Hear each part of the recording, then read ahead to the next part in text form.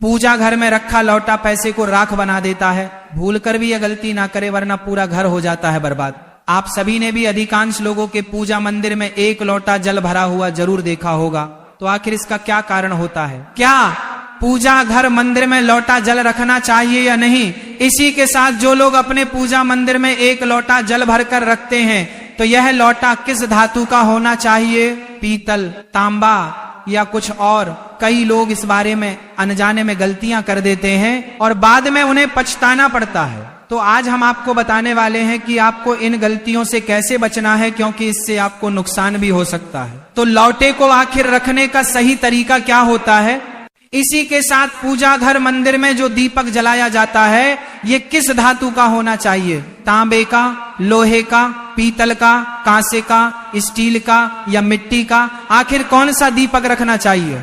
क्योंकि सही दीपक का चुनाव ना करने पर भी आपके घर में परेशानियां आ सकती हैं। इसी के साथ दीपक में कौन सी बाती का प्रयोग करना चाहिए? क्या कच्चा कलावा ठीक है या फिर रुई या सूती धागा सही रहेगा? अब कई लोग इन बातों को छोटी समझकर नजरअंदाज कर देते हैं, जिससे कि उन्हें पितृ दोष, शनि दोष, काल सर्प दोष या गरीबी जैसी समस्याओं का सामना करना पड़ता है। इसी के साथ कई लोग प्रश्न पूछते हैं कि गुरुजी, मुख्य द्वार पर जल छिड़कने का सही समय और तरीका क्या है? क्या इसे स्नान के बाद छिड़कना चाहिए या बिना स्नान के भी किया जा सकता है? और क्या झाड़ू लगाने से पहले जल छिड़कना चाहिए या बाद में? एक और सवाल है जो अक्सर पूछा जाता है, वह है कि क्या राजस वाला धर्म यानी कि पीरियड्स के दौरान मुख्य द्वार पर जल छिड़क सकते हैं या दीपदान कर सकते हैं? और जब मुख्य द्वार पर जल चढ़ाएं तो इसे अंदर की तरफ से चढ़ाएं या बाहर की तरफ से? फ्लैट या किराए के घर में रहने वाले लोग भी पूछते हैं कि गुरुजी, मुख्य द्वार पर दीपदान और जल छिड़कने का सही तरीका क्या है? तो आज की कथा इन्हीं सवालों पर है। तो सबसे पहले जान लेते हैं कि पूजा घर मंदिर में जलने वाला दीपक किस पदार्थ का होना चाहिए? लोहे का, तांबे का, पीतल का, कांसे का, स्टील का या मिट्टी का? आखिर घर में कौन सा दीपक रखना शुभ माना जाता है? अगर गलती से भी घर में गलत धातु का दीपक रखा जाता है तो पूरा घर अस्त व्यस्त हो जाएगा, कंगाल हो जाएगा और बर्बाद हो जाएगा। देखिए, स्टील के दीपक में पूजा करने से घर में शनि को नाराज किया जाता है और लोहे के दीपक से भी पूजा नहीं करनी चाहिए, क्योंकि इससे घर में गरीबी आ जाती है। बाजार में लुभाने के लिए कांच के दीपक भी आ गए हैं, लेकिन बिल्कुल भी गलती से भी घर में कांच का दीपक ना लाएं, नहीं तो राहु केतु आपके घर में आ सकते हैं और घर बर्बाद हो सकता है। कांच का दीपक शनि और राहु को नाराज करता है और तांबे का, पीतल का और मिट्टी का दीपक धन की देवी लक्ष्मी को आकर्षित करता है।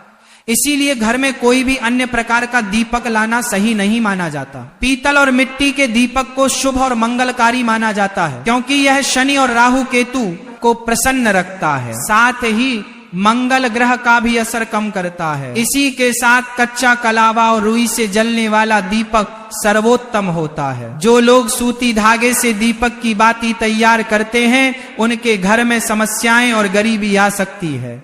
रुई और कच्चा कलावा का दीपक ही शुभ माना जाता है। अब जानते हैं कि पूजा घर मंदिर में घंटी क्यों बजाई जाती है? भगवान शंकर के मंदिर में घंटी बजाने का उद्देश्य क्या है? ताली क्यों बजाई जाती है? तो शास्त्रों के अनुसार जब भी आप मंदिर में या घर के पूजा मंदिर में घंटी बजाते हैं तो शिव महापुराण, लिंग पुराण और विष्णु पुराण में कहा गया है कि घंटी का नाद करते ही जितने तीर्थ है साधक जो साधना कर रहे हैं, जप और तप हो रहे हैं, जितने दान किए जा रहे हैं, उन सभी का पुण्य फल उस समय आपके खाते में जमा हो जाता है। अब मंदिर में ताली बजाने का महत्व भी समझिए। जब लोग भजन कर रहे होते हैं, साधना में होते हैं, अभिषेक कर रहे होते हैं या पूजा में व्यस्त होते हैं, तो 3 बार ताली बजाने से उनका पूरा पुण्य हमारे खाते में आ जाता है, जिससे हमारा भाग्य उज्जवल हो जाता है। एक महत्वपूर्ण बात यह है कि घर में गरुड़ घंटी का नाद करना बेहद शुभ माना जाता है, मगर बच्चों को खेल के तौर पर घंटी नहीं दी जाती, क्योंकि घंटी का नाद करते समय सभी का पुण्य हमारे खाते में आ जाता है। इसीलिए घंटी का नाद केवल पूजा और भजन के समय ही करना चाहिए। इसे खेल खिलौने के रूप में ना लें। मंदिर में घंटी बजाने का तरीका भी महत्वपूर्ण है। यह हमेशा प्रेम और श्रद्धा से बजानी चाहिए, ना कि जोर जोर से। कई बार लोग मंदिर का पट बंद होने के बाद भी घंटी बजा देते हैं, जिससे पाप लगता है।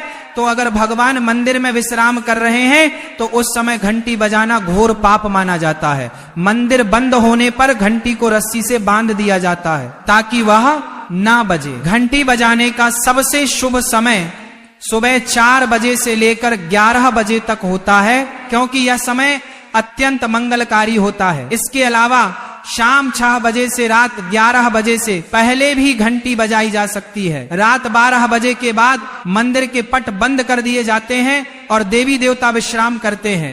इस समय घंटी बजाना पुण्य के बजाय पाप का कारण बन सकता है। अब कई लोगों का प्रश्न रहता है कि गुरुजी मंदिर में जल क्यों रखा जाता है? तो इस जल को अमृत माना जाता है और यह देवी देवताओं के लिए विशेष महत्व रखता है, क्योंकि मंदिर में 1 लोटा जल रखना उतना ही आवश्यक है जितना कि आप रोजाना भोजन करते हैं। जब हम भगवान की पूजा करते हैं तो तांबे या पीतल के पात्र में 1 लोटा जल जरूर रखना चाहिए। यह जल एक सागर की तरह होता है और हमारे जीवन के दुखों को समाप्त करने में मदद करता है। यदि कोई व्यक्ति भगवान को रोजाना भोजन नहीं करा सकता तो वह मंदिर में 1 लोटा जल रख सकता है, जिससे उसकी पूजा पूरी होती है, ताकि भगवान इसे ग्रहण करें और यह जल रूपी प्रसाद अगले दिन सुबह आप प्रसाद समझकर ग्रहण करें। लेकिन याद रखें, मंदिर में रखा जल कभी भी तुलसी में अर्पित नहीं करना चाहिए, क्योंकि यह जल सभी देवी देवता ग्रहण करते हैं।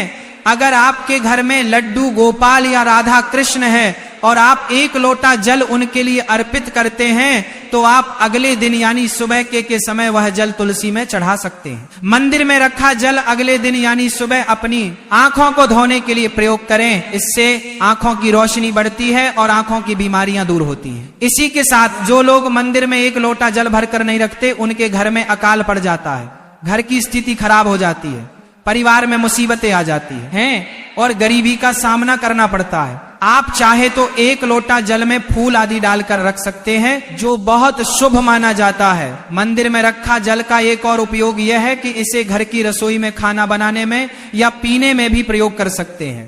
लेकिन यह जल तभी इस्तेमाल करें जब आपके घर में सात्विक भोजन बनता हो। अगर लहसुन या प्याज का इस्तेमाल होता है तो इस जल का प्रयोग खाना बनाने में ना करें।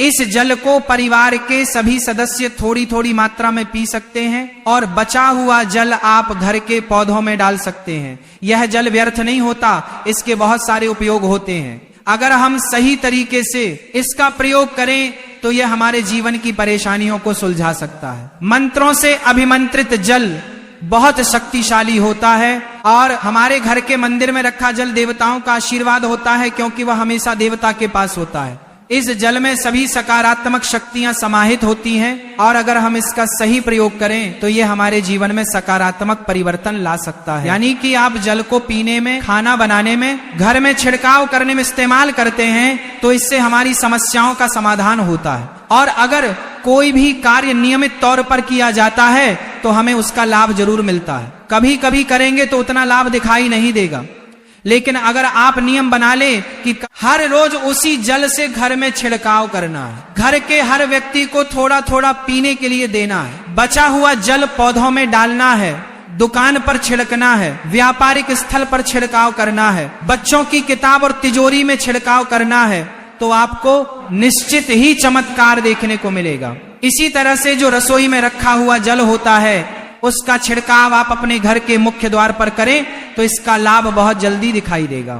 लेकिन इसे अपने रूटीन में शामिल करना होगा और प्रतिदिन नियम से यह कार्य करना होगा, तभी आपको लाभ मिलेगा। कई लोगों के सवाल होते हैं कि गुरुजी, मंदिर में रखा जल जब हम अगले दिन उठाते हैं तो उसमें कभी कभी कीड़े मकोड़े पड़ जाते हैं, तो क्या हम उसे ढक सकते हैं? हाँ, आप उसे पूजा के बाद किसी प्लेट या कटोरी से ढक सकते हैं। जब आप अगले दिन उस जल को उठाएंगे तो वह बिल्कुल शुद्ध और साफ सुथरा होगा। आप इस जल का प्रयोग किसी भी कार्य में कर सकते हैं। जब भी आप घर के मुख्य द्वार पर जल छिड़काव करें तो भगवान गणेश के मंत्र ओम गण गणपतये नमः जरूर बोले। अब इसके अलावा कुछ लोग पूछते हैं कि मंदिर में जल रखना जरूरी है या नहीं, और रखा हुआ जल क्या करना चाहिए। तो शास्त्रों के अनुसार घर के मंदिर में 1 लोटा जल रखना बहुत जरूरी है। जल ऊर्जा को संचित करता है। जब आप पूजा करते हैं, मंत्र जपते हैं या भगवान से प्रार्थना करते हैं, तो इन सभी की ऊर्जा उस जल में समाहित हो जाती है। यही कारण है कि मंदिर में जल रखना आवश्यक है। इसीलिए सुबह की पूजा के दौरान 1 लोटा जल मंदिर में अवश्य रखें और दीपक जलाएं। यह अग्नि और जल के संतुलन का प्रतीक है।